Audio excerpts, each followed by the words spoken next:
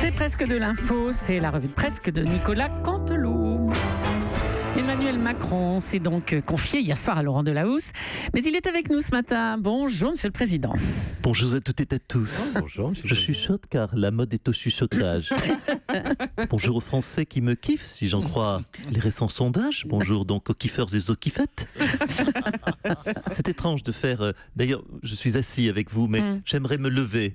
Car j'aime les gens qui bougent, qui sont en marche, qui ne restent pas statiques dans un fauteuil. Et d'ailleurs, à ce titre, bravo à votre reporter Didier François au Sahel. J'ai goûté son reportage. Merci du compliment. On va d'ailleurs en écouter un extrait. Oui, c'est Didier François, journaliste d'Europe 1 qui cherche les emmerdes un peu partout dans le monde. Je suis en infiltration nocturne de nuit, caché entre les dunes et les acacias avec les forces spéciales au Sahel. Nous sommes tout proches des lignes ennemies. C'est l'opération Sabre. Nous sommes obligés de chuchoter pour ne pas nous faire repérer. Je suis d'ailleurs avec le lieutenant David. Oui, il faut chuchoter. Il y a les méchants qui sont en face de nous, là. Ils ont des fusils. Faut pas se faire repérer. On va avancer doucement sur la gauche. Aïe, merde, putain, j'ai marché sur un caillou pointu, merde, aïe. Oui, vous l'avez compris, une progression difficile. Alors, Emmanuel Macron, le président, a dit que nous allons gagner la guerre en février, mais c'est pas encore sûr. Merci Didier François. Et on vous retrouve Emmanuel Macron. Alors, notre première question est toute simple. Pourquoi cette interview hier soir ? Parce que c'est Noël. C'est un petit peu mon cadeau à nos concitoyens. Mais, pardon, mais c'est quoi le cadeau ? On n'a pas très bien compris. Bien moi, 20 minutes de moi. Voilà. Ouais, d'accord. Alors, un mot du JDD aussi. Le journal affirme que vous voulez durcir votre politique sur l'immigration. Écoutez, soyez plus précise dans vos questions, mon petit bouchon. De quoi me parlez-vous ? Si vous voulez me parler des titres de séjour, il y en a eu 227 923 en 2016. Pardon. Pour être exact, 227 922, car Aboubacar Diallo a été naturalisé entre-temps. Attendez, vous connaissez tous les dossiers par cœur, là ? Écoutez, et les noms et tout ? Écoutez, c'est la moindre des choses. C'est la petite différence entre le président Hollande et moi. Moi, je gère 230 000 dossiers. Lui, il était débordé déjà juste avec le cas Leonarda. Emmanuel Macron a donc réussi à inverser sa courbe de popularité. En gagnant 6 points, il repasse au-dessus des 50%. C'est une situation inédite. François Hollande, bonjour. Attendez, oui, bonjour. Alors, un mot de cette inversion de courbe ? Attendez, je ne comprends pas. Une courbe, ça s'inverse, dites-vous ? Bah oui. Ah bon ? Attendez, non, parce que monsieur Cabrol, je regarde mon petit dictionnaire, vous savez, que je vous ai d'ailleurs dédicacé, monsieur Cabrol, le petit François illustré. Et donc je vais, monsieur Cohen. Courbe alors, courbe. Courbe. Oui. Non féminin. Truc qui ne s'inverse jamais. Exemple, la courbe du chômage ne s'inversera jamais pendant le quinquennat de François Hollande. Vous voyez, vous dites bien des bêtises, ça ne s'inverse pas une courbe. Emmanuel Macron l'a fait. Mais vérifiez vos sources, mon petit bouchon. Moi aussi, je peux dire mon petit bouchon. Car je n'y crois pas du tout.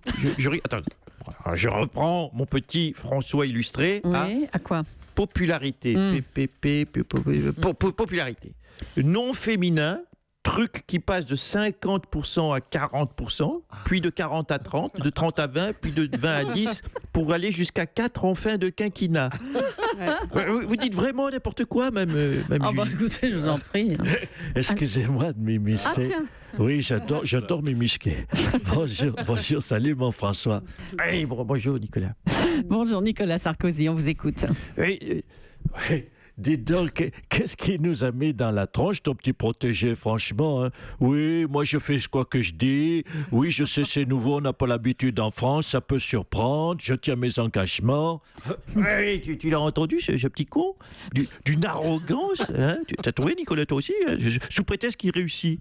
Et puis t'as vu, monsieur a 2 bureaux tellement qu'il bosse.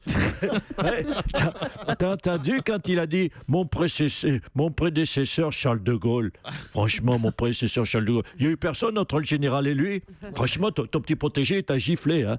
Sinon, pour terminer quand même sur une note positive, je ne sais pas quoi que vous en pensez, monsieur Cohen. Oui. Mais moi, j'ai trouvé que les questions de Michel Drucker étaient vraiment super. Ah non, mais attendez, c'était pas Drucker, hein, c'était Delahousse. Ah bon ? Vous êtes sûr? Ah oui, oui. Ah, pourtant, vu la méchanceté des questions, j'ai cru que c'était mon Mimi Drucker qui les avait écrivées. Ah bah non. Allez, merci à tous les deux, François Je Hollande, vous en Nicolas prie. Sarkozy. Oui, merci. Alain Juppé a signé une tribune publiée dans Le Monde où il appelle l'État à en faire plus face à l'arrivée des migrants. Oui, je le dis solennellement, cela suffit. Stop. Il y en a assez de voir des migrants, disons-le, déferler dans nos villes sans que l'on ne fasse rien.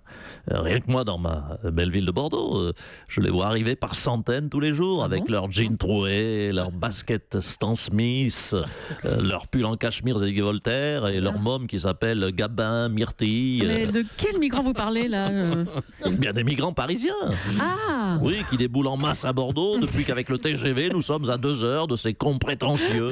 Alors je le dis solennellement et je profite de votre antenne pour lancer un appel. Allez-y. Intervenez, Monsieur le Président, Monsieur Macron, intervenez. La SNCF, je le sais, fait ce qu'elle peut pour ralentir l'émigration avec ses grèves, ses pannes, ses retards, ses bugs. Oui, il y a eu un bug. Merci, Monsieur Pépi. Mais cela ne suffit pas. C'est impossible. Nous ne pouvons plus tenir comme cela. Mais enfin, mais qu'est-ce Oh qui là, se passe qu'est-ce que c'est pas possible, ça. Qu'est-ce qu'il y a là? Qu'est-ce que c'est ça? C'est qui? Non, je reconnais un migrant parisien que j'ai vu ce week-end au Pilat. Il était avec ses enfants Mathurin, Ferdinand et Marceline. Oui, je reconnais son aussi, votre jean Zadig et Voltaire et sa chemise blanche Sandro. Ah bah oui, bah on a le même ici, je crois. Hein, c'est ça. Non, Merci Alain Juppé. je vous en prie. On a beaucoup commenté la publication du patrimoine des ministres du gouvernement. On va en parler avec Ségolène Royal. Bonjour Madame Royal. Oui. Non, franchement, il y a tellement d'autres sujets plus importants. Ah bah vous avez franchement. bien raison, on devrait s'en ficher. Mieux vaut un ministre riche et compétent que modeste et pas à la hauteur. Hein.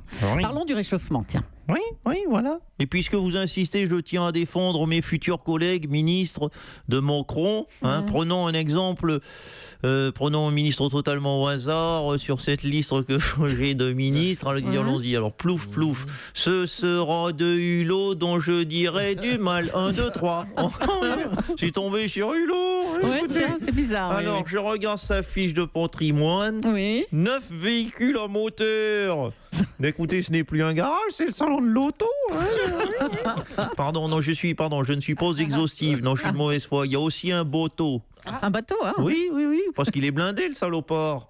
Rappelez-moi son patrimoine, Mme Julie, parce que c'est un petit peu aussi à vous de dire du mal, sinon ça va finir par se voir. Ouais. Ben, autour de 7 millions, je crois. Cela dit, il est transparent sur le sujet. Hein. Il a gagné de l'argent, il le dit, grâce aux droits d'auteur sur les gels douche Ushuaïa. Oui. Ah oui Oui. Ah oui, vous voulez Bah, dire c'est qu'à ça, oui. à chaque fois que je prends une douche, Nicolas Hulot prend du blé? Ben, c'est un peu ça, oui. Bah écoutez, alors officiellement, je vous annonce que j'arrête de me lever. Oh, merci Ségolène Royal. Je vais avoir les cheveux poisseux. Et puis un mot pour terminer de la nouvelle Miss France, Miss Nord-Pas-de-Calais, Martine Aubry. Bonjour. Oui, bonjour. Oui, le Nord-Pas-de-Calais, le pays des bombasses. Miss France, Nord-Pas-de-Calais, Mme Burki, Miss Univers, Nord-Pas-de-Calais. Ah oui, c'est vrai, ouais. Moi, élu maire de Lille. Voilà, c'est comme ça. Nous, les bombasses du Nord, dès que nous nous présentons à une élection, nous gagnons. En tout cas, la région est fière de toi, gamine. Ah bah oui, on imagine que tout le monde est heureux là-bas. Hein. Ah bah oui, d'autant que c'était pas gagné au départ. Hein. Déjà, il a fallu qu'on en trouve une qui n'ait pas déjà 3 gosses à 18 ans. Hein. Voilà. Bon, après, il fallait qu'elle n'ait pas un papillon tatoué dans le dos, dans le bas du dos, ou carpe diem sur l'épaule avec une faute d'orthographe. Hein. Autant vous dire qu'on a mis un bout de temps pour la dénicher, celle-là. Hein. Vraiment. Ah, il y a Danny Cohn-Bendit qui voudrait intervenir. Tiens, Danny. Ouais. Ça me fait du bien de Bah parler sur ton antenne. Si je dis, j'interviens parce que c'est une rouquine, Ah, comme moi. mais oui. On va pouvoir se moquer. Parce que c'est vrai, les roux, c'est les derniers dont on peut se moquer. On peut plus rire des juifs, des arabes, des noirs, des cathos, des gros, des homos, des transgenres, des femmes, des nains, des migrants. Mais les Chinois et les roux, on peut encore. Mais mauvaise nouvelle, Danny. Hein. C'est pas une vraie rousse. Comment? Non. L'ami, c'est pas une vraie rousse? Et non. Ben, rassure-moi, j'espère au moins que c'est une vraie conne. Non, ben oui, non, mais sinon, où on va? Parce que les cons, je crois que il y a que ça qu'on a encore le droit de se moquer. Ah bah je veux d'accord. pas généraliser non plus. Europe